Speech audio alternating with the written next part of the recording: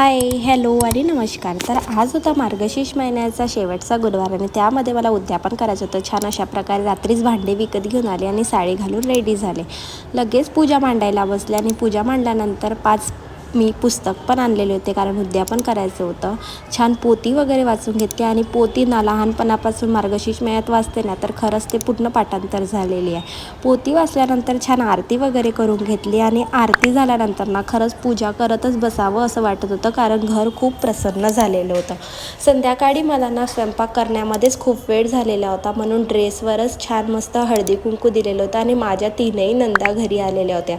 आईंनासुद्धा छान हळदी कुंकू वगैरे लावलं आणि सगळ्यांना मस्त पुस्तक आणि एक फळ केळ दिलेलं होतं आणि सगळ्यांच्या छान पाया वगैरे पडून माझी नणदसुद्धा आलेली होती. तिला पण छान पुस्तक आणि केळ वगैरे देऊन छान पाया वगैरे पडून घेतला.